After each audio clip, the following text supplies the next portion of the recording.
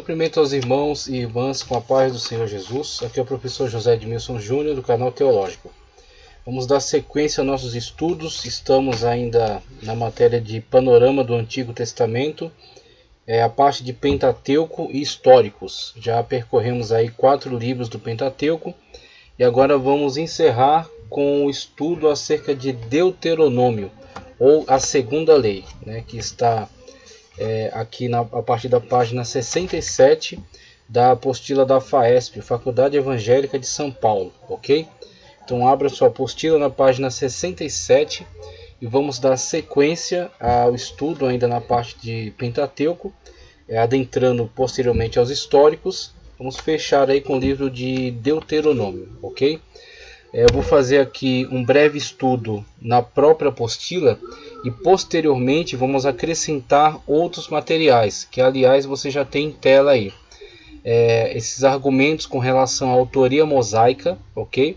Vamos então trazer essa argumentação em relação à autoria mosaica e também quero trazer um esboço do Manual de Discernimento Bíblico de Harold Willmington, tá? Então vamos trazer um esboço do livro de Deuteronômio, onde ele subdivide os capítulos e versículos onde são abordados os diferentes temas. A gente vai percorrer então esse esboço para termos uma visão panorâmica em relação a tudo que é tratado no livro de Deuteronômio, ok? Deixa eu só modificar a tela aqui para ficar um resumo em relação a esses dados que estou apresentando relacionados ao livro. Então está em tela já. Aí você tem esse quadro que é um resumo daquilo que estamos tratando aqui na apostila. Vamos seguindo então pela apostila. Abra aí na página 67 e vamos adiante.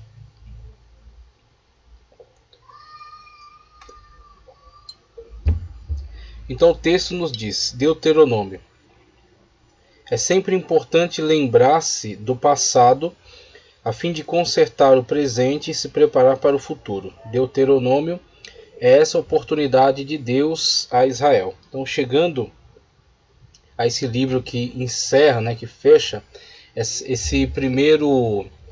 essa primeira subdivisão da Tanar, a Tanar, que é aquele acróstico que aborda todas as divisões do Pentateuco, Torá, Nevirim e Ketuvim. Então temos aí a Torá, que também significa estudo.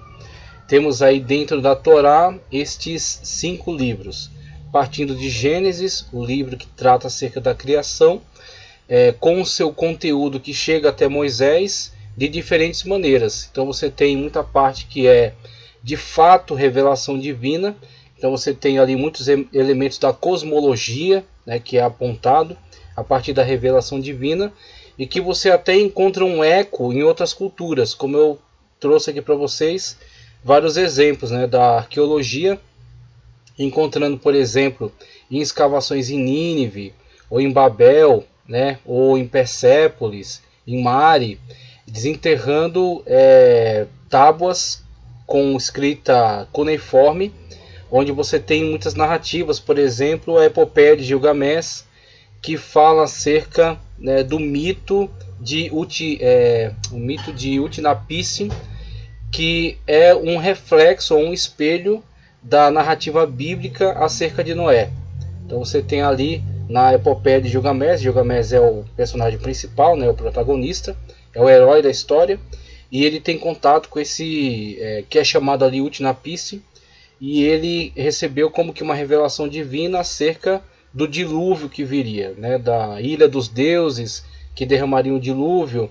Ele então pode se livrar dessa sentença, e ele, quando sobrevive, ele oferta sacrifício aos deuses que conferem a ele imortalidade. Então você vê, existe um fato, e o fato está em conformidade com a narrativa bíblica, que é aquilo que veio a Moisés por revelação, parte também por tradição, acerca do grande juízo do dilúvio, que encontra eco em várias mitologias, que se espalharam ao longo de vários povos, que foram preservadas oralmente e também por meio escrito dentro de várias culturas, e que dentro dessas culturas é modificado e adaptado. Cada um coloca o seu tempero, Então pegam o fato original, que é dilúvio, Noé, tá certo? Sobrevivência da humanidade através daquelas famílias, linha de continuidade através daquelas genealogias, Sem, Cã e Jafé, repovoamento da terra. Então você pega esses fatos originais e cada povo, conforme a continuidade, né, a linha de continuidade, semelhante àquilo que é feito nas escolas, né, o telefone sem fio. Então uma informação que começa de uma maneira, ela vai sendo comunicada e modificada, até que quando chega lá na ponta, ela já está bem diferente da informação original. Mas ela guarda algum resquício da informação original. Então é o que vemos em relação a esse espelho que temos quando falamos acerca da criação, de Deus ter criado o homem e a mulher, de haver um jardim, de haver a tentação, a queda, tá certo? O dilúvio.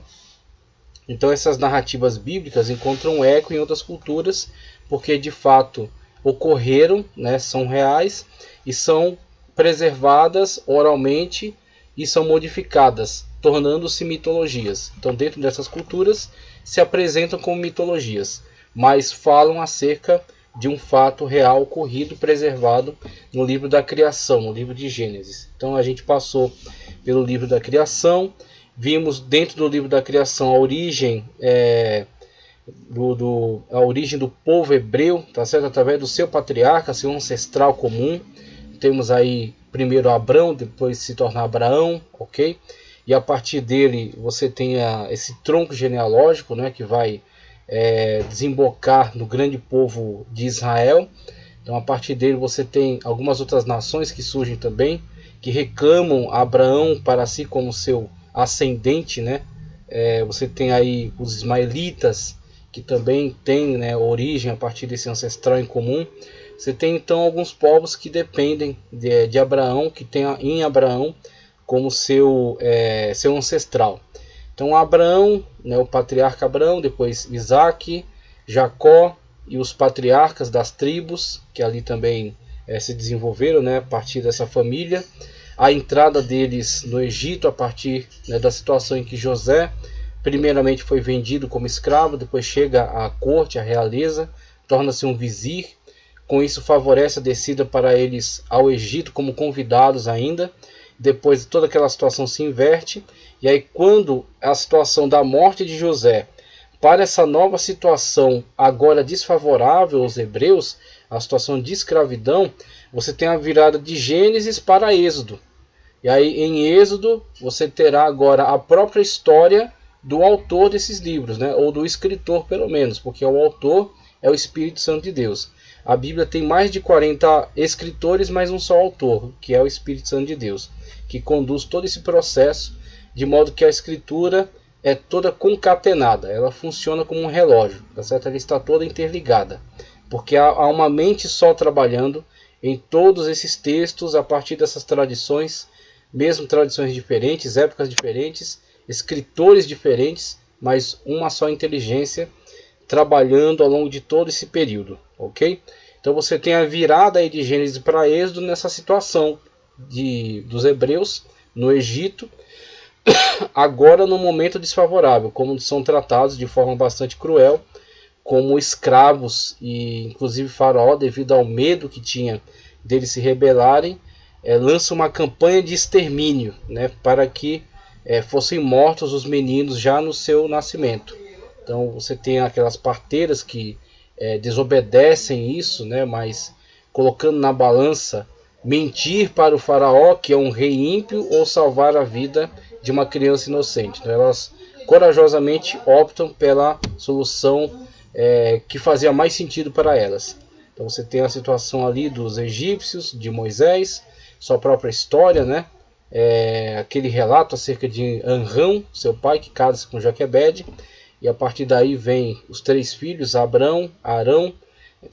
Moisés, Arão e Miriam, ok? Se eu não me engano, Miriam é a mais velha, Arão é do meio e Moisés é o mais novo dentre eles. E aí você tem, a partir deles e da situação de escravidão dos egípcios, Moisés primeiro crescendo na corte, sendo recebido como filho da filha de Faraó, então gozando de todos os privilégios de uma das nações mais avançadas do mundo, dos impérios mais poderosos da época. Então eram os egípcios, os sumérios, talvez os sumérios já estavam em declínio, então o começo dos babilônicos, ok? Então você tinha algumas nações poderosas na época, os hititas ainda estavam presentes como uma poderosa nação, e Moisés estava nesse contexto, vivendo na corte, participando, né, de todo esse conhecimento avançado que havia para a sua época, né? Então, até que ele, infelizmente, devido às situações a que foi levado, comete um assassinato, tenta ocultar, quando percebe que aquilo era de conhecimento de todos, ele foge então com medo da retaliação. Então vai onde vai ter um encontro, né, com aquela que será sua esposa, o seu sogro Jétro, tá certo? Entre os queneus, pastoreando rebanhos para seu sogro, ele tem um encontro com Deus. Então nesse encontro com Deus, na sarça ardente, que não se consumia, o chamado de Deus, o envio para livrar o povo, as 10 pragas, travessia do Mar Vermelho, começo da peregrinação chegando até Sinai, entrega da lei, e aí você vai ter a virada para outro livro que é Levítico. Em Levítico você tem um livro mais, vamos colocar assim, mais burocrático, mais técnico. Um livro que se interessa pelo código de conduta sacerdotal, que se interessa pela liturgia do culto, tá certo? Por aquilo que deve ser realizado, pela constituição do tabernáculo, pelo uso de todos os utensílios do tabernáculo, pela forma do sacrifício, tá certo? Pelos rituais de purificação. Então você tem um livro mais técnico, é como um código de leis, um código penal, civil. Então você tem, aliás, vou dizer melhor, um código processual penal, né, diferentemente do código penal em si, o código processual penal, como devem ser processadas as penas, tá certo? Código processual civil, como rege o processo, tá certo? Em relação ao código civil. Então você tem esse tipo de literatura ali, mais técnica, né, mais teórica. Por isso que Levítico é um tanto mais enfadonho para a leitura, mas não perde em valor, em importância e nem em autoridade canônica, né? É tão importante quanto os demais, e ali você encontra muita tipologia relacionada a Cristo, tá? Então Levítico é importante, né? Levítico também é relevante, mesmo sendo difícil de leitura.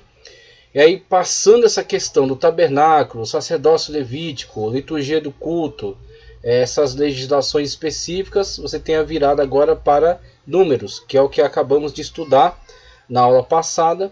Então Números vai pegar desde de Sinai, da revelação do Sinai, da entrega da lei, da entrega dessas estipulações de normas quanto à conduta sacerdotal, sacrifícios, cultos, liturgia. Ele vai pegar agora as peregrinações em demanda de Canaã, quando ocorrerão diversos fatos, muitos deles graves, que redundarão na punição de Deus para com esse povo desobediente. Aquilo que era para ser um pequeno trajeto, indo até Cádiz Barneia e adentrando para a Canaã, e enfim conquistando o território, agora será, na verdade, terá como consequência uma dura punição que levará o povo a peregrinar por aquele território desértico por pelo menos 40 anos, tá certo? Então o povo peregrinará por pelo menos 40 anos nesse território desértico da península do Sinai, em decorrência de sua desobediência, da sua insubordinação a Deus. Então você encontra a insubordinação dos israelitas, e você também encontra até a insubordinação de Moisés com relação à ordem de Deus. Fala a rocha, e Moisés, na segunda ocasião, né, em que foi ordenado primeiro que ele ferisse, depois que ele falasse a rocha. E ele levado, né, pelo momento de ira, né, levado por um momento de intranquilidade, né, causado aí por todas os tormentos do povo de Israel, que estavam sobre ele, sobre seus ombros, ele termina por ferir novamente a rocha. E aí, desobedecendo flagrantemente a ordem de Deus, e causando um prejuízo, né? Enviando uma mensagem distorcida para o povo de Israel. Deus mesmo assim honra com a palavra, concede água, mas naquele momento Moisés estava fora então do âmbito do plano de Deus para a entrada em Canaã. Deus diz a Moisés: você verá a terra, mas você não entrará nela. Então Deus dá a Moisés o poder de ver toda a terra. Ele sobe ao monte, Deus lhe mostra toda a terra, mas por outro lado Deus também lhe dá ordem para que, subindo ao monte, ali ele iria morrer e Deus iria sepultá-lo. Deus mesmo o sepultou, ok? Mas antes dessa situação, né, da morte de Moisés, existe, depois da peregrinação, dessa dura pena da peregrinação, há então a virada para o último livro, para o quinto livro, o livro de Deuteronômio, tá? Chamado em hebreu Devarim, tá? Chamado em hebreu Devarim, ou segunda lei, que Deutero, que aí a partir da tradução para o grego, que é a Septuaginta, tá? Você tem uma outra opção de nomes. Os hebreus tomavam das primeiras palavras o título do livro, por isso que deram os livros dessa forma, tá certo? Por isso que Gênesis chama-se Bereshit. Bereshit bara Elohim, e aí vai, aquele é o início, né, do texto, falando: no princípio criou Deus todas as coisas. Então você tem a tradição hebraica toma das primeiras palavras que estão no livro. A tradição grega procura emitir um título que diga respeito ao tema principal. Então, Gênesis, princípio, tá certo? Levítico, em relação a Levi. Números, porque é um livro que tem pelo menos 2 grandes censos, tá? Êxodo, saída. Deuteronômio, segunda lei. Você vai ter muita repetição daquelas leis, não só repetição mecânica.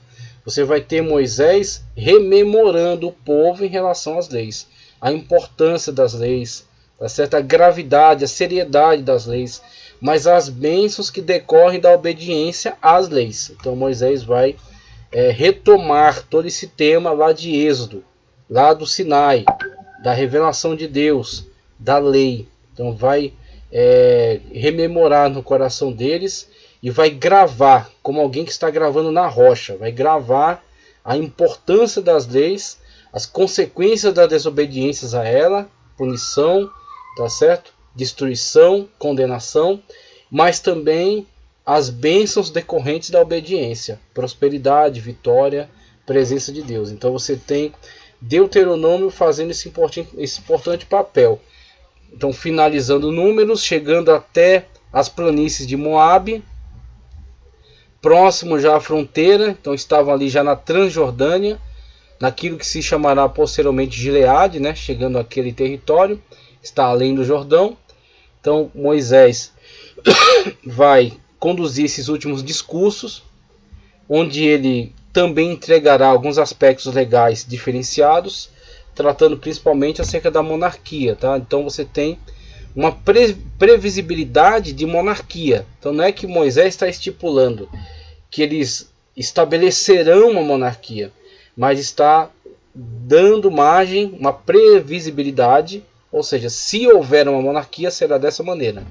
Então você tem ali os padrões que seguem a monarquia hebraica e que se diferenciam radicalmente em relação à monarquia entre outros povos, entre povos pagãos. Você vai perceber esse contraste entre uma monarquia hebraica e a monarquia de povos pagãos no casamento do filho de Onri, Acabe, no casamento de Acabe com Jezabel. Então, Acabe nem era lá um exemplo, era um cara desviado, já afastado da lei de Deus, né? Onri, que era um grande general, casa seu filho Acabe com Jezabel, filha de Etbaal, um ímpio, adorador de Azerá. Jezabel, adoradora de Baal. Então você tem esses personagens que estão imersos num mundo pagão, num mundo de idolatria, de cultos profanos, de cultos que são agressivos à santidade de Deus. E aí o casamento dos dois deixa isso muito claro, principalmente no caso de Nabote. Mesmo Acabe com toda a sua impiedade, tá? Mesmo ele sendo ímpio, mesmo ele sendo estando afastado dos princípios da lei de Deus, não dando valor, não dando importância a isso. Mas mesmo assim ele tinha limites. Talvez ele nem entendesse por que esses limites, por que ele se comportava dessa maneira. Mas isso estava gravado dentro dele, devido ao contexto.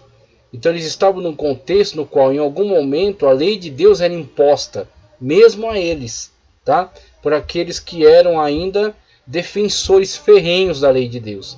O sacerdócio, tá? O culto a Deus estavam no Reino do Norte, mas havia ainda algum resquício. Eles não estavam mais em contato com o templo em Jerusalém, mas havia ali ainda alguma sombra, algum resquício desses limites impostos pela lei de Deus. Ele quer a vinha de Nabote. Nabote se apega à tradição e diz que não venderá, nem vai trocar por um terreno melhor, nem vai vender, nem coisa alguma.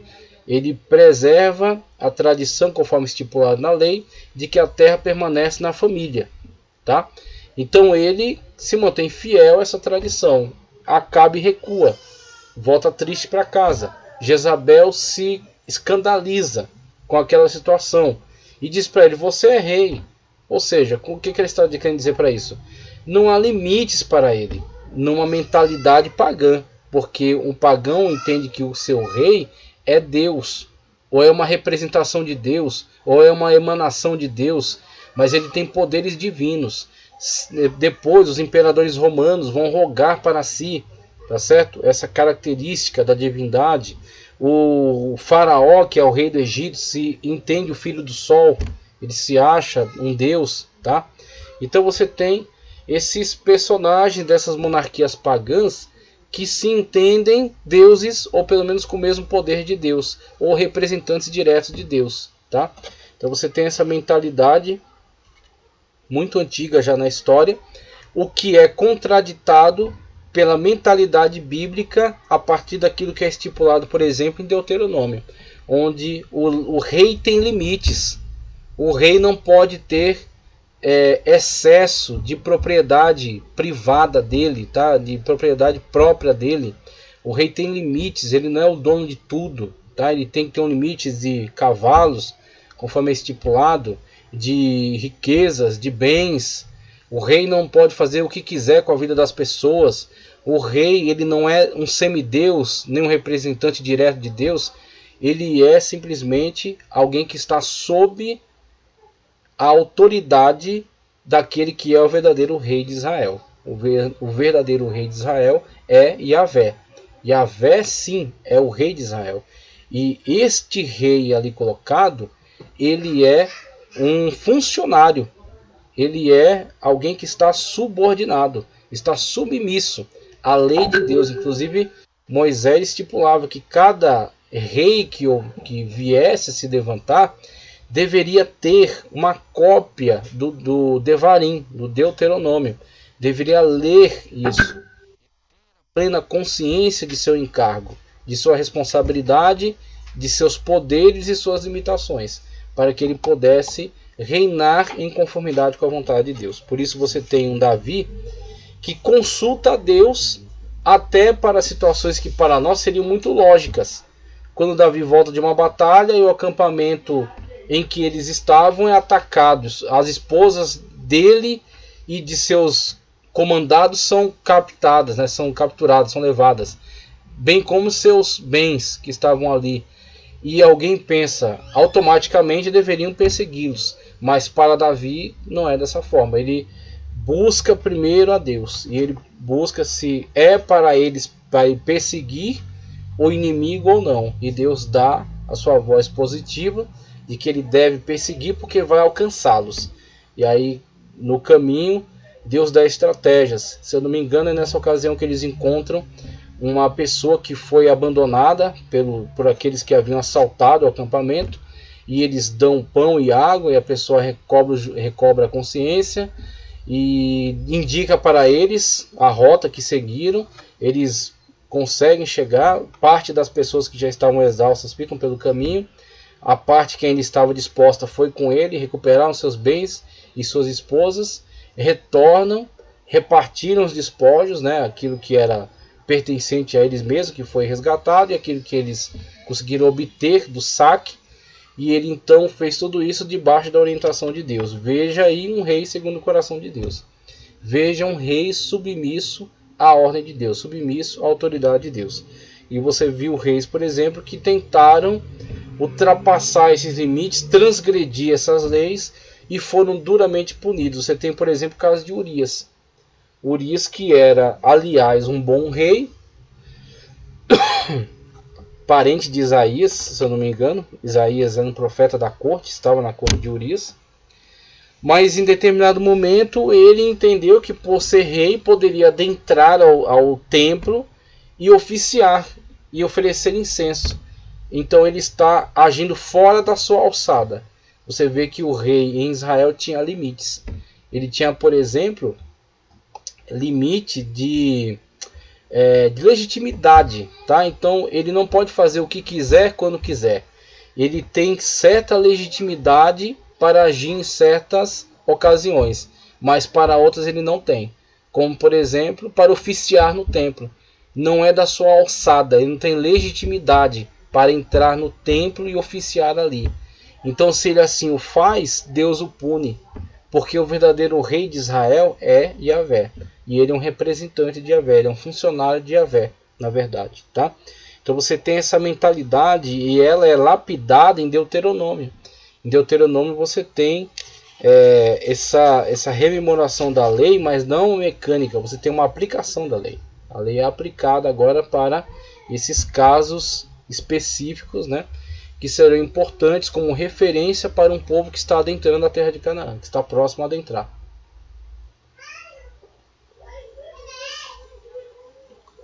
E você tem a situação de uma boa quantidade de murmuradores que já pereceram no deserto.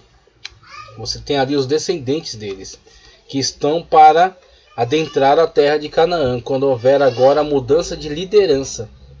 Então Josué, que era chamado Oséias antigamente, servo pessoal de Moisés, ajudante direto de Moisés, ele receberá a incumbência e a unção de Deus e a autoridade de Deus para conduzir o povo numa campanha militar. Então você tem em Moisés um profeta, um legislador, um juiz, ok? Também um líder militar em algumas ocasiões, mas a característica mais bélica, mais militar, você encontra em Josué. Josué não é tanto o líder espiritual, não que ele não seja espiritual, mas a sua ênfase não é tanto essa, a sua ênfase é mais militar. Então Josué será um líder militar e será também um referencial moral para Israel. Você tem, ao final do livro de Josué, ele conclama o povo e diz abertamente: vocês vão andar pelo caminho que vocês quiserem, servir ao Deus que vocês quiserem. Todavia, eu e a minha casa serviremos o Senhor. Então você tem um referencial em Josué de padrão, o padrão de Deus. Então você tem nessa virada de liderança, né, de Moisés para Josué. Josué adentrará a terra a partir de uma intervenção divina já na entrada mesmo, né? Eles já haviam vencido Seom e Og, que eram esses reis que estavam dali no Jordão, e quando eles adentram, eles já haviam repartido aquele território entre Ruben, Gade e meia tribo de Manassés, e já para entrar em Israel você tem a intervenção divina, quando ele interrompe as águas do rio, o fluxo, né, das águas do rio Jordão. Então, interrompendo naquele lugar onde a arca está passando, a água é represada para cima e seca-se, deixando o leito exposto para baixo. Então eles atravessam no leito exposto. Josué ordena que peguem pedras do leito do rio, e quando o curso é retomado, eles constroem alguns memoriais, né, alguns memoriais da além do Jordão, para que futuramente, quando as gerações quiserem saber o que são aqueles memoriais, eles contem então acerca do evento no qual Deus deteve as águas do Jordão para que eles atravessassem. Então a entrada para a campanha militar já é uma intervenção divina. Então veja, Deuteronômio, olhando melhor aqui, ó. Chegamos ao último livro do Pentateuco, isto é, de Deuteronômio, o qual reserva grandes e indispensáveis lições. Os hebreus chamam o livro de ele hadevarim, ou com base em suas primeiras palavras. Estas são as palavras, né? O devarim, palavras. Então você tem aqui, Desley diz: é provável que o título Deuteronômio tenha sido retirado da expressão grega Deuteronomion Turó, tradução que a Septuaginta faz da frase, um translado desta lei, 17:18. Literalmente, uma segunda lei, conforme já havia falado, né? Deuteronômio e sua importância, na página 67 ainda ele diz: à medida que avançamos em nossa reflexão em torno de Deuteronômio, percebemos o quanto era importante e indispensável. Nesse primeiro momento, podemos destacar 3 grandes contribuições, sendo 1. Ele marca o período de transição da história de Israel. 2. Antecede o novo tempo que se aproximava. 3. Mostra Israel sendo convocado a se lembrar de toda a trajetória. Então você tem, a partir desses 3 objetivos, né, da transição, tá? Dessa situação em que antecede o tempo de mudança, você tem o reajuste, tá? Então eles receberam a lei no Sinai, você tem Êxodo, tá? Eles trabalharam a partir da revelação divina, né? Moisés ampliou esse código de leis, especificando em relação aos cerimoniais, Levítico. Você tem as peregrinações que continuam com números, e agora em Deuteronômio ele vai fazer um ajuste, né? A sintonia fina para que essa lei seja cumprida e seja valorizada, seja corretamente valorizada pelos hebreus. Então ele levará o seu discurso às últimas circunstâncias, que é mostrar maldições e bênçãos, descumprimento, maldições, obediência, bênçãos, né? Mostra Israel sendo convocado a se lembrar da trajetória. Isso aqui, como a gente já ressaltou, de fato é feito em Deuteronômio. Na página 68, um texto que está em itálico diz: Deuteronômio é citado 356 vezes por posteriores escritores do Antigo e mais 190 vezes no Novo. Foi um dos livros favoritos de Jesus, pois ele citou mais que qualquer outro, né? Ao refutar o diabo, por exemplo, Jesus enfrentou cada desafio com uma citação de Deuteronômio, vencendo-o com o simples poder da citação. O diabo, em Mateus 4:6, usou Salmos 91, citando fora do contexto. E aí Jesus responde usando Deuteronômio: não tentarás o Senhor teu Deus, nem só de pão verá o homem, mas de toda palavra que sai da boca de Deus. Então você tem Jesus contra-argumentando com as distorções de Satanás. Satanás é teólogo, só que ele é um péssimo teólogo, tá? Ele é um teólogo que pratica exegese, ou seja, ele incute no texto o que ele quer. Ele não faz a exegese, extrair do texto o que ele significa. Então você tem o teólogo mais safado, né, que já se apresentou. O tema: o livro de Deuteronômio aborda diferentes e essenciais temas como santificação, renovação de promessas divinas, tipologias e a demonstração de lealdade e amor de Deus. No entanto, utilizando-se das palavras de Ellison, que o tema central do livro de Deuteronômio é Moisés expõe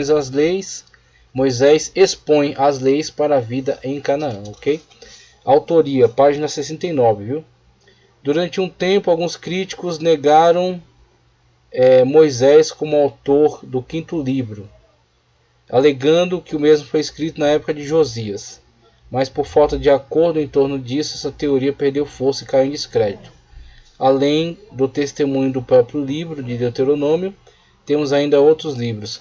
Aliás, eu vou aproveitar essa menção que ele faz de autoria, data e tal, e já vou partir para o estudo que eu quero compartilhar com vocês. Aí a gente volta para cá. Eu vou aproveitar e encaixar ele aqui, porque aí ele é bem pertinente. E aí a gente volta para cá daqui a pouco. Primeiro, o que ele está falando? Quando ele fala dessa tentativa de negar a autoria mosaica, ele está falando disso aqui, ó. Isso aqui chama-se teoria documental, tá? Então a alta crítica textual que se desenvolveu, escola de Tübingen na Alemanha, tá? Os caras tentando passar na teologia no crivo do empirismo, do racionalismo, anti-sobrenaturalista, tá? Então afastar tudo aquilo que é um elemento revelacional, sobrenatural. Então eles vão tentar encaixar a Bíblia nesse crivo, ok? que vai produzir isso? A teoria documentalista, que vai reavaliar todo esse aspecto. A baixa crítica analisa o texto em si, o original hebraico, aramaico e grego, tá? Os léxicos, a exegese. Ele vai analisar o texto. É baixa não é porque é inferior, é baixa porque está mergulhando, está imerso no texto. A alta crítica, o que ela vai trabalhar? A história, o contexto histórico, a autoria, tá? A questão escriturística, quando o livro foi escrito, por quem foi escrito, em que época foi escrito, em que contexto. Então é isso que a alta crítica textual se importa, né? Com esses aspectos. E aí vão produzir isso. Por quê? Eles negam a revelação divina, né? Então você tem, por exemplo, deixa eu lembrar aqui, Bultmann, tá? Bultmann, ele vai desenvolver uma teoria chamada de desmitologização. Essa desmitologização aplicada por Bultmann, no que consiste? Em negar a possibilidade do sobrenatural. Então tudo que for revelação, milagre, manifestação de Deus, sobrenaturais, tá? Tudo isso é atribuído à mitologia. Então fala, tudo que é uma explicação que lança mão do sobrenatural são mitologias, porque são formas de um povo arcaico explicar certos eventos que não são compreendidos por ele, que não podem ser testados, né, laboratorialmente, explicados racionalmente, empiricamente. Então eles lançam mão do argumento do sobrenatural. Por que ele opõe esse argumento? Porque ele não crê no sobrenatural, ele é um incrédulo, ele é um ateu, na verdade, tá? Ou um deísta, né, no máximo, e ele nega então tudo aquilo que for ligado ao sobrenatural. Ele tira, né, ele não leva em consideração, tá certo? Ele desacredita totalmente. Então, uma vez que a sua análise, né, a sua crítica, ele de antemão nega a possibilidade ao sobrenatural, ela obviamente está viciada, tá certo? Ela está enviesada, e aí ela não poderá ser honesta, não poderá ser plena, porque ela desacreditou uma possibilidade que na verdade é real, ok? Que pode ser não comprovada cientificamente, porque a ciência não tem elementos, não está no escopo da ciência, ela não tem instrumentos para apreender isso. Ela trabalha com o que é material, com o que é físico, então ela não pode apreender aquilo que está para além da física, aquilo que não está no âmbito material. Então a questão não é que não existe, é que ela não possa apreender, ela não possa entender. Então essa é a questão. Então, existe, interage conosco, produziu materiais, textos, comprovações, mas não pode ser apreendida cientificamente, ou racionalmente, ou empiricamente, tá? Então é nesse sentido, escapa à razão humana, está para além dela, porque é sobrenatural. Então, uma vez que eles tentam analisar a Bíblia a partir dessa ótica, né, anti-sobrenaturalista, racionalista, empirista, ok? A partir desse crivo, eles então vão negar alguns aspectos muito importantes presentes no texto, como por exemplo, que Moisés seja o autor de todos os livros do Pentateuco, dos 5 livros.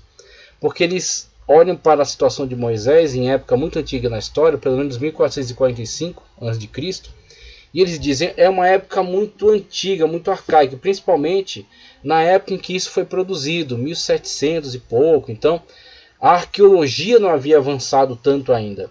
Eles não tinham tantos elementos comprobatórios em relação ao período de Moisés, para entender que a sociedade no período de Moisés ela já era bastante avançada. Ela já havia produzido muito conhecimento, já havia produzido muito material, muito texto, ok? Então a realidade de Moisés, a produção textual de Moisés, ela não é estranha à sua época, que é o que eles pensavam na época deles, que Moisés seria um alienígena com esse tipo de produção aqui. Isso aqui não seria possível. Então, olhando com essa incredulidade, eles fragmentaram os textos. Eles não acreditam que o Pentateuco seja de origem mosaica. Então, eles dizem que são camadas, tá? São diferentes camadas de tradições. tendo pelo menos 4 tradições, sendo uma chamada javista, outra eloísta, outra deuteronomista e outra sacerdotal, que é indicado com P porque foi produzido em alemão, que é Priesterkodex, Código Sacerdotal. Tá? Então, é a partir dessa tradição alemã, por isso que tem a letra P. A letra D de Deuteronômio, a letra E de eloísta, a letra J de javista. Então, a partir dessas 4 camadas de tradições, eles vão teorizar sobre a origem de trechos da Bíblia. Então ele fala, olha, quando Deus é chamado de Yahvé, é a parte mais é a parte chamada javista, produzida aí por volta de 950, época de Salomão, tá? A parte onde Deus é chamado Elohim é a parte que foi produzida aí por volta de 800 a.C. Perdão, a parte eloísta, isso mesmo. A parte deuteronomista surge na ocasião de Josias. Aí você tem 622 a.C.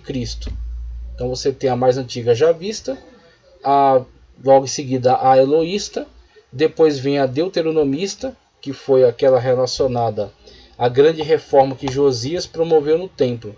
E aí veja, o que o texto nos diz em relação àquele evento? Que o templo havia sido fechado porque Israel, Judá mais especificamente, estava desviado, adorando outros deuses. Então o sacerdócio não tinha apoio, estava enfraquecido, estava marginalizado. Então o templo foi abandonado às traças, e aí foi fechado, talvez até para se preservar as coisas que haviam ali dentro. Então fecharam tudo lá. Quando houve esse rei que promoveu uma reforma, e não somente uma reforma, mas um retorno à fé em Yahvé, a adoração a Yahvé, a busca, tá certo? O culto a Deus, o que ele fez?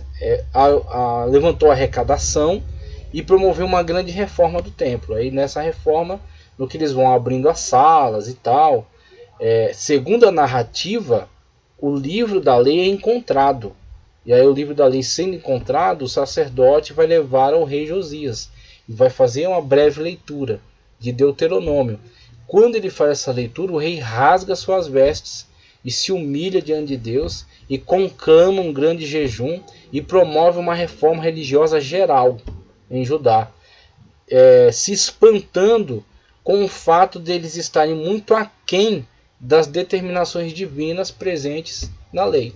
Então ele se assusta com isso terrivelmente e promove então uma reforma religiosa intensa para que eles venham se submeter à lei de Deus e não sejam gravemente punidos. Josias de fato consegue chamar a atenção da misericórdia de Deus para si, mas a sentença divina contra Judá já estava determinada. Deus já havia levantado profetas dizendo que eles seriam gravemente punidos. O que acontece? Talvez Josias, claro, a gente sabe da presença divina e tudo mais. Então Deus sabia de todas essas coisas desde o princípio, tá? Mas Josias, na sua atitude, na sua humilhação, na sua humildade, tá? Ele retarda o juízo divino, tá? Então, na nossa ótica, estou falando numa linguagem antropomórfica, tá? Perdão, antropopática. Eu estou falando a partir do nosso ponto de vista. Porque a agenda de Deus não muda. Deus sabe todas as coisas desde o princípio. Mas a atitude de Josias foi vista por Deus de forma benéfica. Então o juízo não veio na época dele. Mas posteriormente a ele veio o terrível juízo do cativeiro babilônico, do exílio para a Babilônia. Tá? Então é disso que ele está falando em relação a esse questionamento da autoria. Em relação a essa escola que produziu essa teoria chamada documentarista. Onde você tem, olha, parte do documento é de uma tradição antiga, não necessariamente mosaica, tá? Uma tradição antiga que chamava Deus de Yahvé.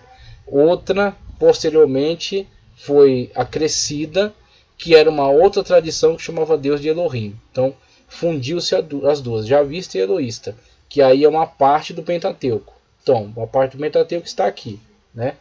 Posteriormente, naquilo que a gente vê como narrativa histórica, eles dizem, aquilo na verdade, e aliás é um outro aspecto, um aspecto chamado desconstrucionismo, tá? Então você tem uma outra escola de pensamento, chamado desconstrucionista, inclusive um grande autor chamado Derrida. Derrida faz parte dessa escola. A escola desconstrucionista olha para o texto com desconfiança. Sempre desconfia do texto. Ela não admite aquilo que está escrito. Ela sempre tenta ler nas entrelinhas. Então, é a partir dessa ótica desconstrucionista que eles olham para essa narrativa que está presente ali acerca de Josias, tá? No livro de 2 Reis, se não me engano, né? Então você tem essa narrativa que afirma: o livro foi encontrado. Quando eles dizem o livro foi encontrado, o livro que inclui Deuteronômio, que foi lido para o rei, tá? Quando eles dizem o livro foi encontrado, o que eles estão dizendo com isso? O que eles estão dizendo de fato? O livro não foi escrito aqui. O livro foi encontrado. Já estava presente ali, foi depositado ali, guardado ali. O que o desconstrucionista faz? Que é, né, da mesma turma aí da escola, né, da alta crítica textual. O que o desconstrucionista faz? Ele diz que foi encontrado, mas na verdade está só enganando. O livro na verdade foi escrito ali. Ele diz que foi encontrado para ter autoridade, para não dizer que foi inventado ali naquele momento. Mas na verdade esse livro é fruto daquela época, tá certo? Ele foi escrito ali. Então essa tradição diz, olha, esse conteúdo aqui também não é mosaico, ele é da época de Josias e foi escrito nessa época, né? Aí o último é o que eles chamam de P, fonte P, que é o Prester Codex, que teria sido escrito na época já de Esdras e Neemias. Então seria o papel de Esdras seria organizar aquilo que chegou para ele, tá? Como elemento textual, e acrescentar, né? Ou mexer nas histórias, não somente organizá-las, mexer nelas, acrescentar mais elementos, tal.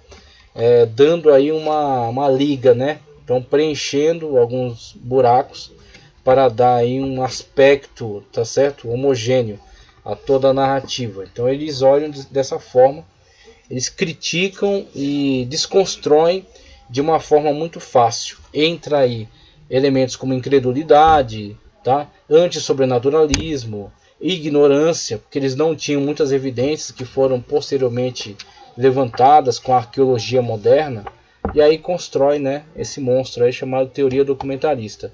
Então você tem essas teorias que negam. Aí o que eu quero trazer para vocês aqui, para a gente voltar para a apostila? Argumentos em favor da autoria mosaica. O que temos? O que se entende por autoria mosaica, né, no primeiro momento? Não significa que Moisés tenha pessoalmente escrito originalmente cada palavra do Pentateuco. Certamente ele lançou mão de tradição oral. Inclusive acredita-se que o autor do livro de Jó seja Moisés. Exatamente dentro desse âmbito da tradição oral.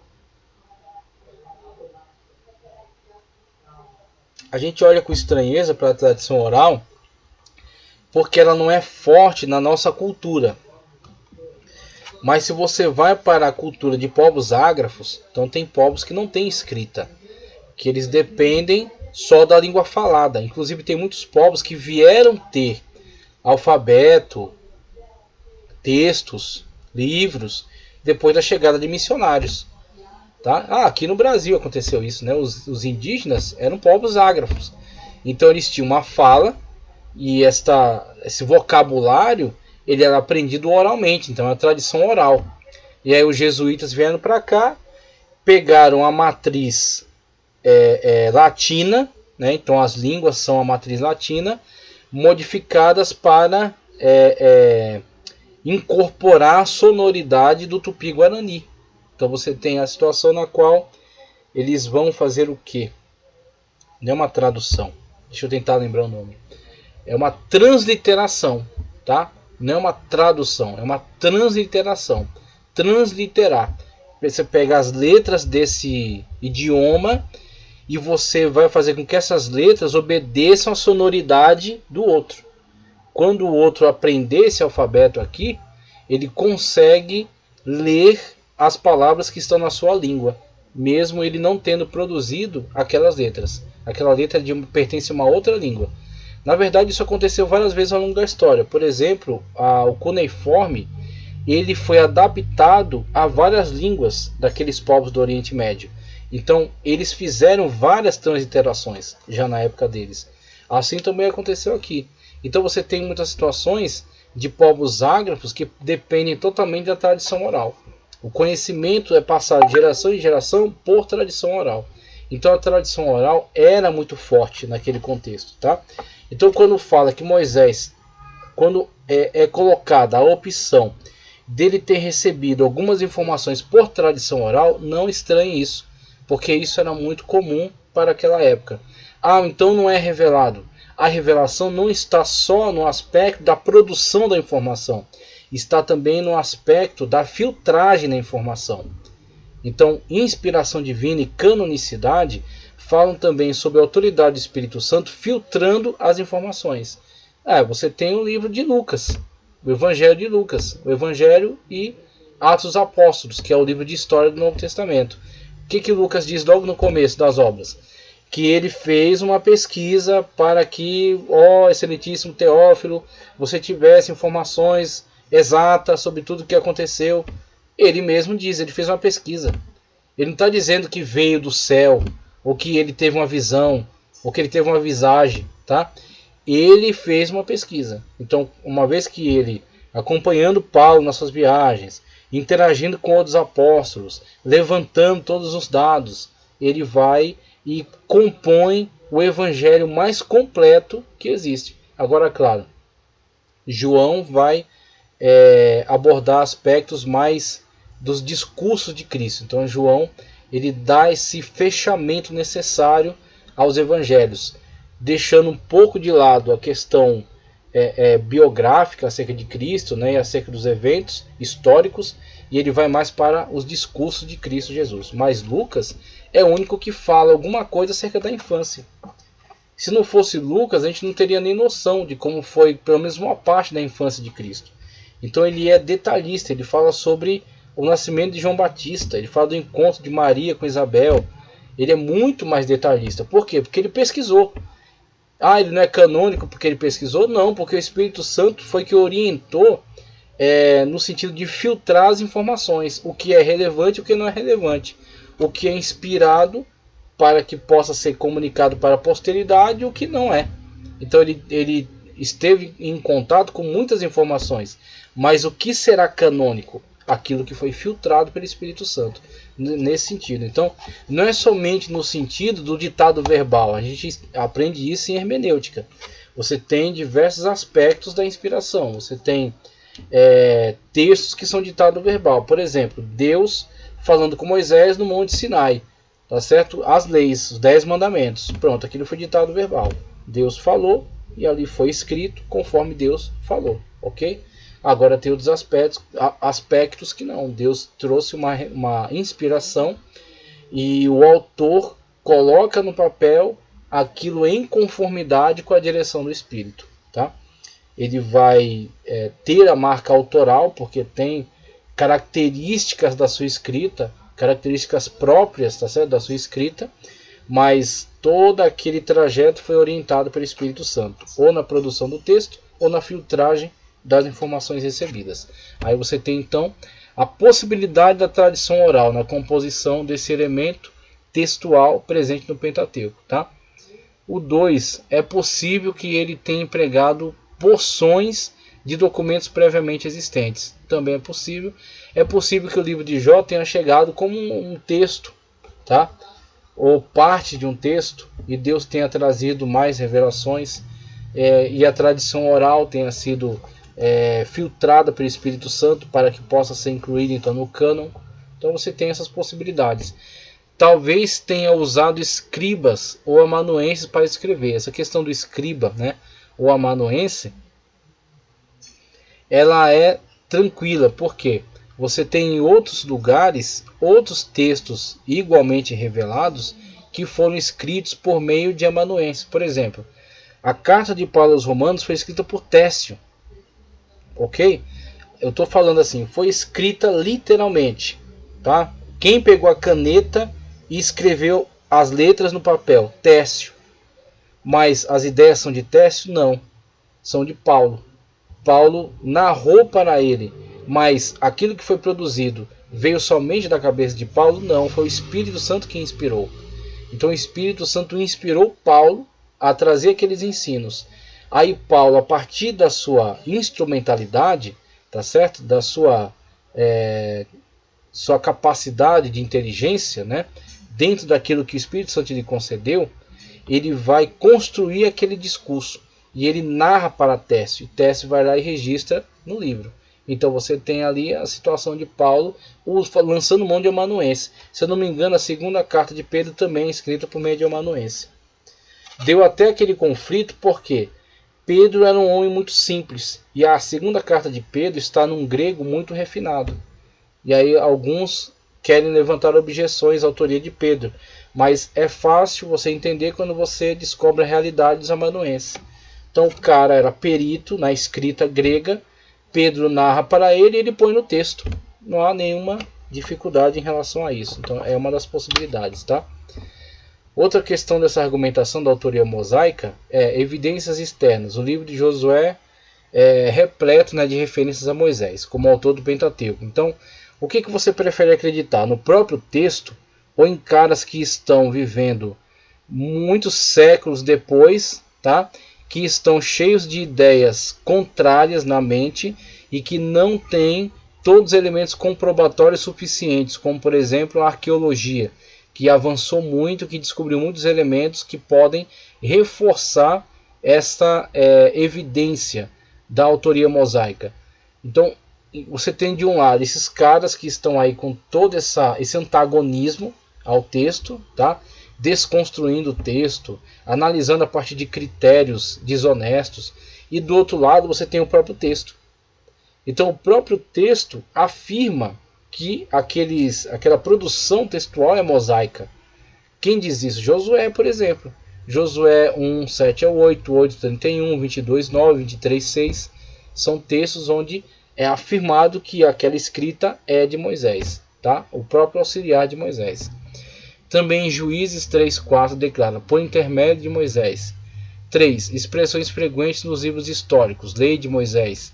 Livro da lei de Moisés. Livro de Moisés. Aí dá várias referências aí, tá? Argumentos em favor da autoria mosaica do Pentateuco. Temos evidências internas. Aí você tem próprio Êxodo. Indica que Moisés estava em condições de escrever. Êxodo 17:14. Êxodo 24. 4 a 8 refere ao livro da aliança. Êxodo 34:27, pela segunda vez a ordem de escrever dada a Moisés, né? Números 33, 1 ao 2, Moisés anotou a lista das paradas desde o Egito até Moabe, caminhada pelo deserto, algo que é semelhante a João no Evangelho quando descreve o tanque de Betesda.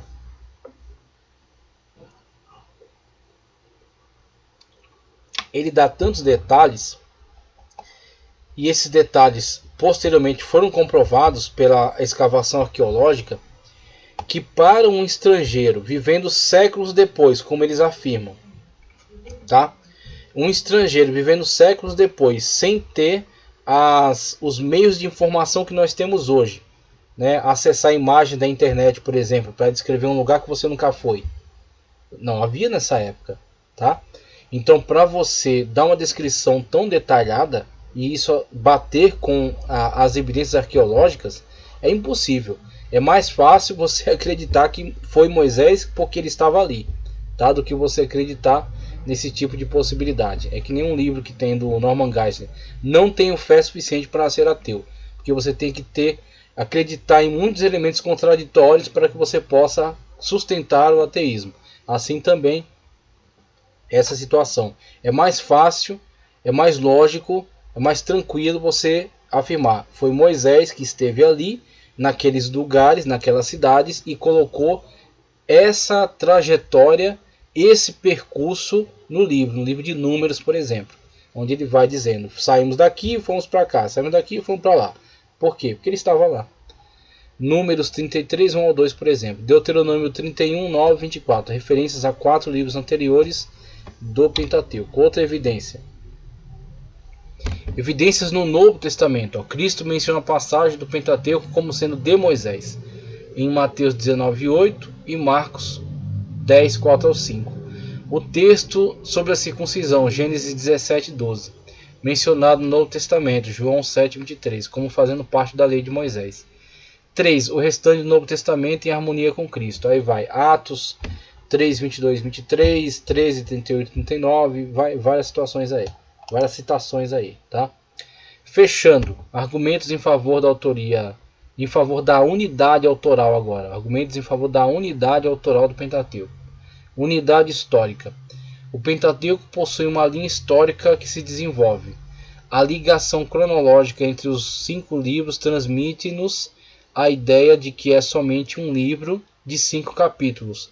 Podemos resumir a história de Israel, registrada no Pentateuco, da seguinte forma. Veja. Deus é o criador de toda a raça humana e dela formou para si um povo. É o 1. O 2. Deus escolheu Abraão e seus descendentes e lhes prometeu dar a terra de Canaã. 3. Israel foi para o Egito e caiu na escravidão da qual o Senhor os livrou. 4. Deus conduziu Israel a Canaã conforme prometeu. Então você tem uma unidade histórica. Uma unidade lógica e cronológica, seguindo desde a criação até a entrada de Israel em Canaã, conforme Deuteronômio está prevendo, né, para que, tendo entrado, seja cumpridas as leis estipuladas aqui por Moisés. Tá? Então você tem todos esses argumentos que laboram em favor da autoria mosaica dos 5 livros, os livros que compõem a Torá, ok?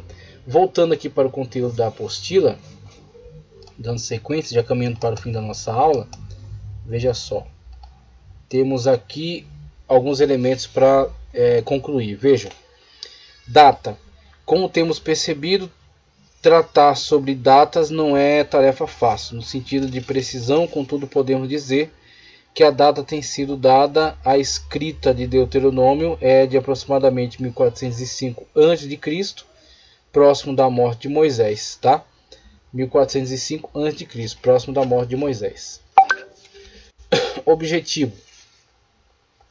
Você tem os dois, né? Buscaremos em breve a apresentação dos objetivos histórico e teológico. Bom, como objetivo histórico, assim como os livros anteriores, o de Deuteronômio contribuiu diretamente com a formação de Israel como nação em processo de organização. Por exemplo, existem referências a cargos de lideranças públicas, referindo-se a juízes, sacerdotes e reis. O povo de Israel foi preparado para que entrasse na terra de Canaã em condições de honrarem a Deus como seu povo. Então existe todo aquele drama histórico da saída, da queda, tá? Da dura punição de Deus, né? Da imposição de que eles peregrinassem todo aquele período, da renovação do povo, né? Com a morte dos antigos que saíram, né? Desde a escravidão do egípcia, e agora continuidade com os filhos deles, que estão agora chegando ao fim do ministério de Moisés, tendo posteriormente a liderança transferida para Josué e dando início ao grande projeto de entrada na terra de Canaã. Tá? Então você tem toda essa transição que é apontada aqui no livro de Deuteronômio. Como objetivo teológico, este livro é um relato do que Moisés fez às portas de Canaã, reverberando a lei que havia recebido no Sinai, mas em forma de sermão, isto é, com aspectos mais aplicáveis às pessoas que o ouviam. Sendo assim, esse livro visa levar o povo de Deus a lembrar-se do passado, reconhecer o presente e preparar-se para o futuro. Então é chamado de segunda lei, mas nesse aspecto aqui para mim foi uma explicação extraordinária, porque é como se você pegasse primeiro aquele livro técnico que fala das leis, como elas são, como elas foram entregues, e você agora vai pregar acerca delas. A pregação você faz a paráfrase, né? Ou seja, a aplicação. Então, olha, quais são as consequências da obediência e da desobediência? Pronto, você está aplicando. Você está conclamando as pessoas a uma posição, tomar uma posição diante daquela informação. A informação são as leis. Então você está colocando tudo isso num formato de pregação. É interessante essa definição que é dada em relação ao Deuteronômio. Esboço do livro. Chegamos em um ponto importante da nossa reflexão em torno do livro de Deuteronômio. Estou na página 71, viu? Em que apresentaremos as divisões em que os assuntos estão expostos. Veja, introdução, que é 1 ao 5. O povo de Israel às portas de Canaã deveria se lembrar de tudo, isto é, desde os tempos de terríveis sofrimentos, até a saída sobrenatural do Egito, além de toda a trajetória. Então, um povo sem história está fadado a repetir os mesmos erros, ok? Um povo sem história está fadado a repetir os mesmos erros. Então, o que você precisa? Reforçar o conteúdo histórico. As pessoas saberem como elas chegaram até ali, quais erros foram cometidos, quais acertos, ok? Para que eles possam evitar os erros, reafirmar os acertos, melhorar essa trajetória posterior. É isso que Moisés está fazendo. Está relembrando a ele acerca de toda a trajetória. Relembrando em relação a acertos e erros, ok? E preparando-os para a linha de continuidade, para que eles deem continuidade com uma melhor postura. Lembranças das peregrinações, toda a dificuldade, mas também toda a providência divina, né? Para que eles possam então progredir na sua caminhada até onde chegaram. A legislação que trata da cidade de refúgio, que é capítulo 4, 41 e 43, que aliás é uma lei muito avançada para a sua época. Então pega, por exemplo, Código de Hammurabi e compara. Pega código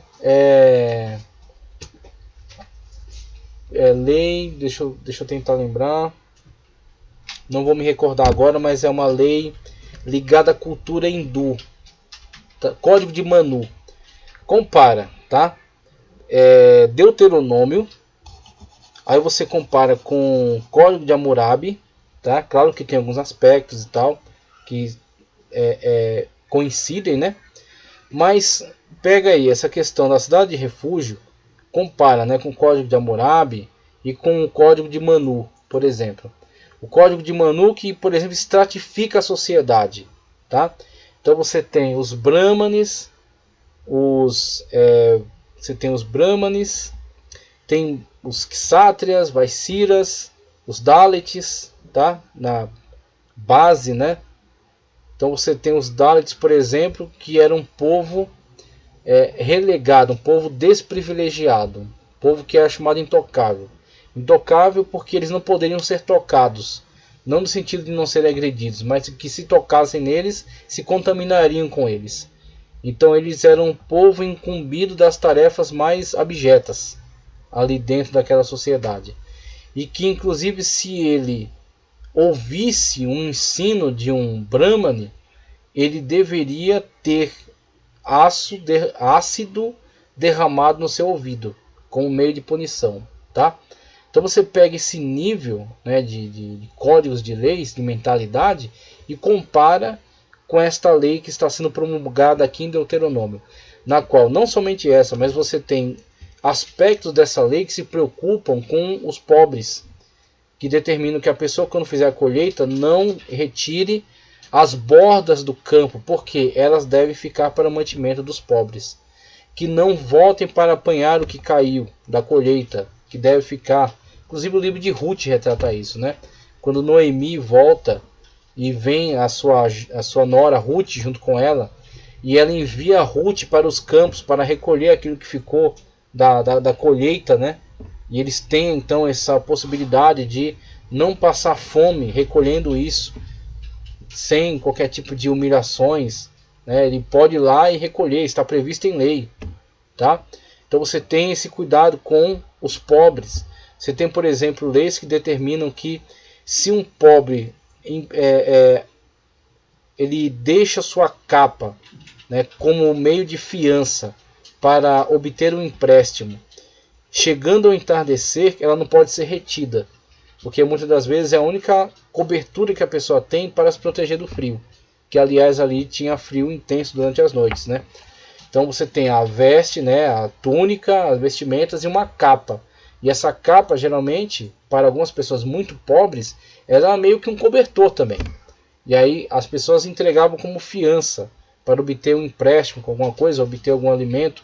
E aí era determinado que ela não fosse retida, para que a pessoa não viesse a morrer devido ao frio. Então você tem diversos tipos de legislações muito humanitárias, que é o que acontece com essa questão da cidade de refúgio. Que aí você tem 3 cidades de refúgio ao leste e 3 a oeste, tá? O Jordão como divisão, né? Então 3 a leste e 3 a oeste do Jordão. Essa cidade de refúgio era administrada pelos levitas, ok? E para lá iam aqueles que cometiam crime doloso, crime culposo, crime com dolo e intenção de matar.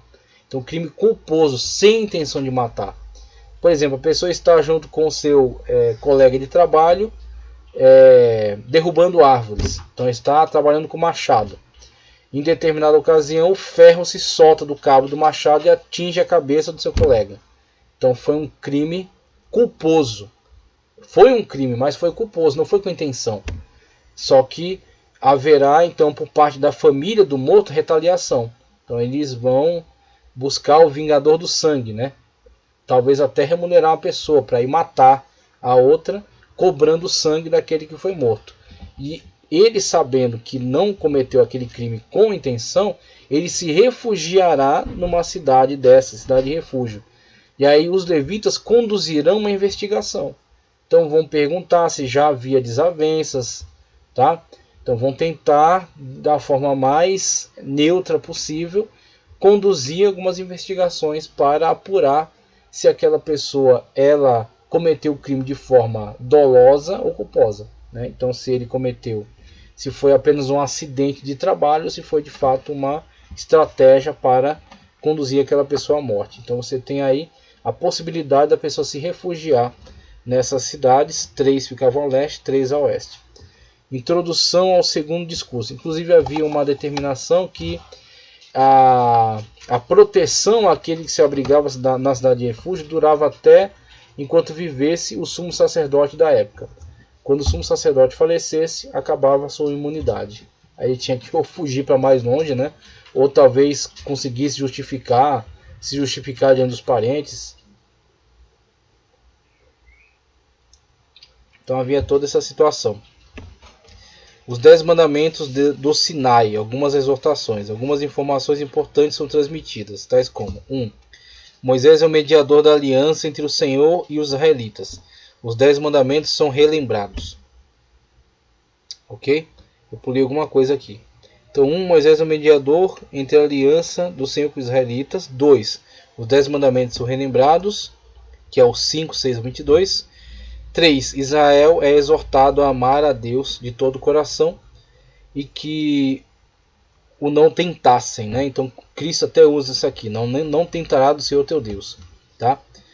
4. São dadas as leis que deveriam ensinar aos filhos. Muito bem. Então caminhando pelo caminho, sentado na tua casa, levantando-te, deitando-te, você tem que ensinar essas leis aos seus filhos. Então é valorizado a tradição, a transmissão dessa tradição.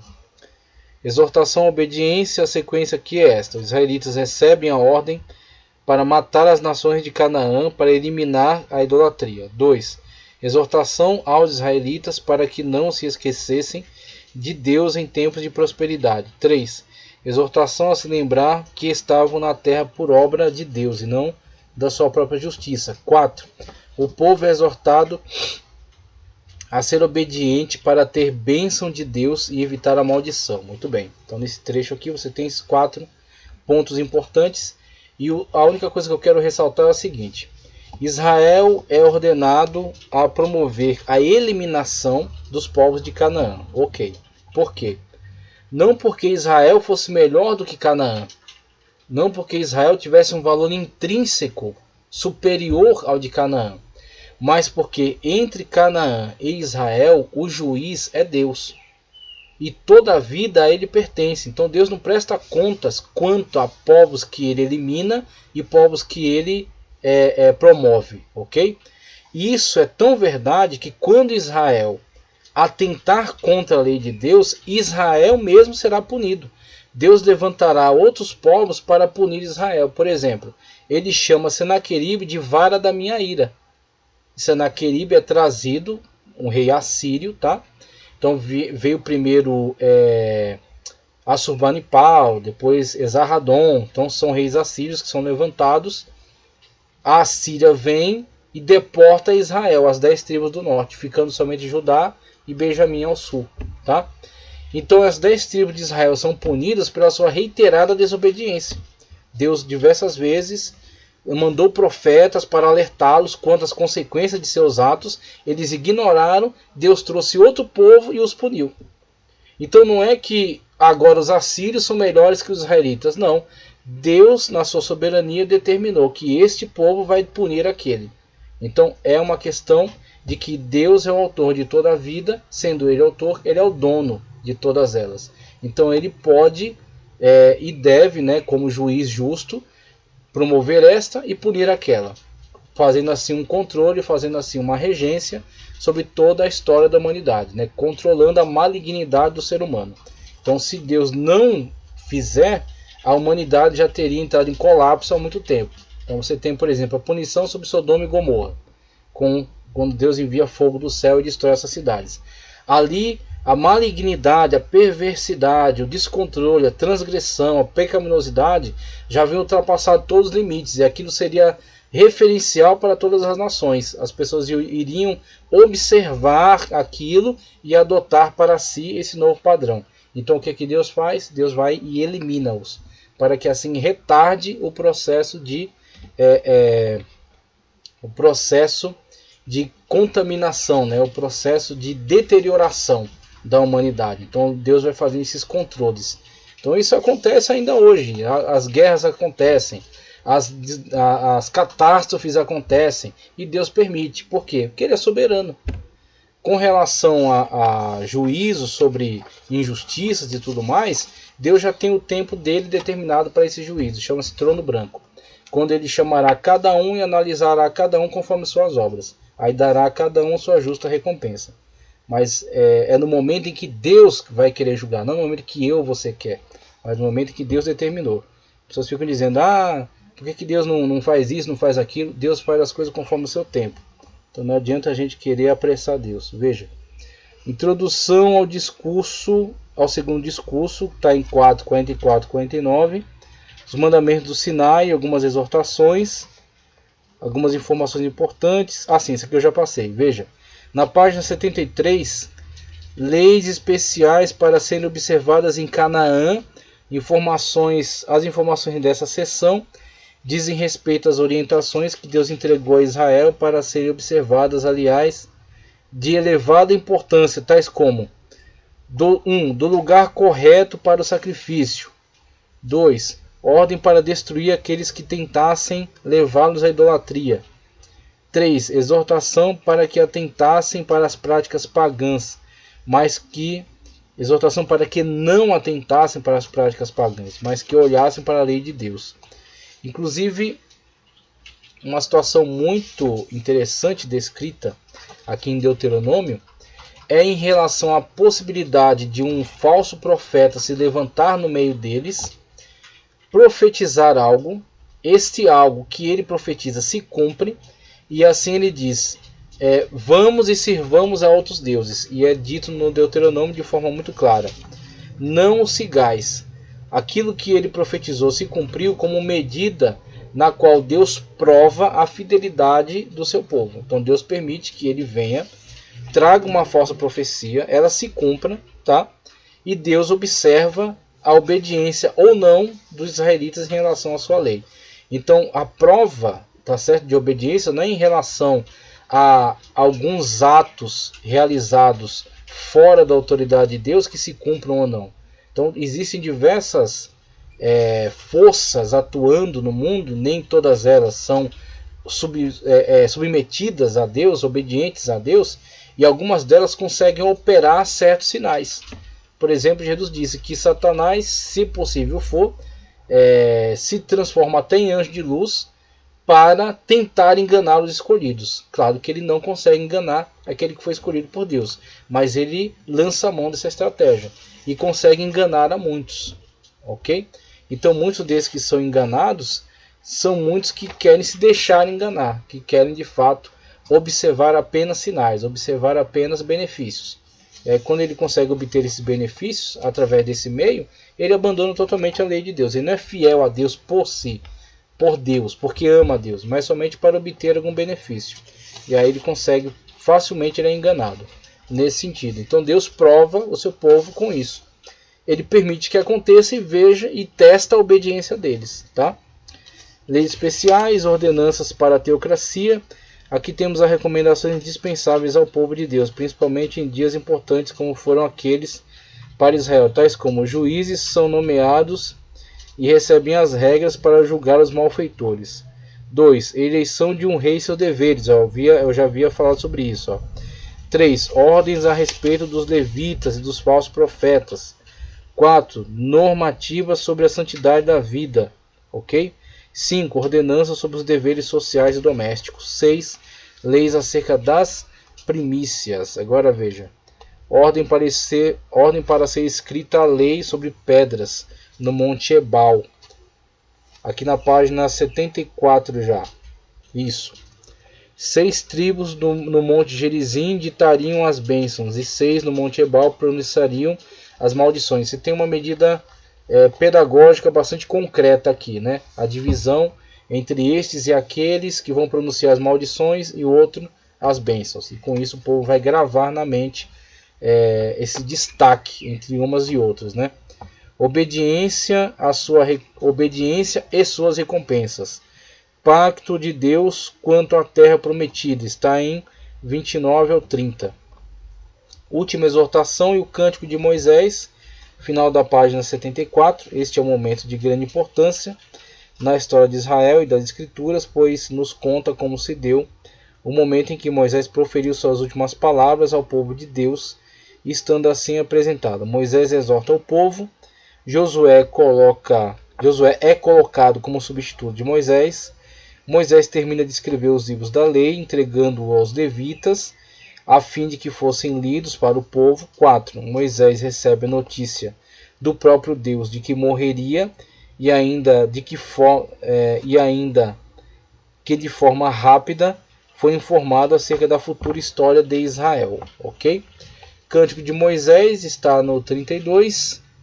E aí, bênçãos de Moisés aos israelitas, já na página 75. Aqui é uma referência às miríades de santos ou anjos que estavam com o Senhor no momento da entrega da lei de Moisés no Monte Sinai. Aqui a lei de Deus é chamada de herança e serve de consolação ao povo. Morte e sepultamento de Moisés. Fechando aqui, encerrando nossa análise sobre Deuteronômio. Deus mostrou a Moisés toda a extensão da terra prometida, vindo então a morrer aos 120 anos. 40 anos no Egito, né, na sua primeira fase da vida, depois tendo matado egípcios, 40 anos peregrinando, cuidando dos rebanhos de Jétro, tá?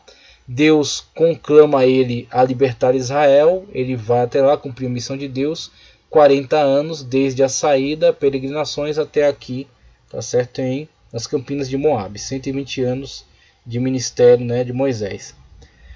No vigor de sua juventude. Esse capítulo nos conta que o próprio Deus sepultou o corpo de Moisés em um vale. Aí, claro, o final do livro, o final de Deuteronômio, que é posterior já à atuação, né, de Moisés, trata inclusive da sua própria morte, tendo sido escrito provavelmente por Josué, que era seu auxiliar direto. Ok? Então isso é muito tranquilo em relação a Josué ter feito o fechamento do livro de Deuteronômio. Assim, encerramos Pentateuco. Ok? Então Pentateuco está concluído com esta análise que fizemos relacionada ao Deuteronômio. Agora prosseguiremos posteriormente em outra aula com análise sobre os livros históricos, tá? Então a gente vai dar continuidade em outra aula analisando os livros históricos. E aqui eu encerro agradecendo a você por ter permanecido até aqui. Peço que você curta o vídeo, compartilhe e chame mais pessoas para se inscrever no canal. Já estamos em 3.130 inscritos, tá? Já estamos em 3.130 inscritos. E aí, se você nos ajudar, a gente chega até 1 milhão, né? Agradeço a oportunidade de estar aqui trazendo ensinamento para vocês. Que Deus continue abençoando poderosamente em nome de Jesus.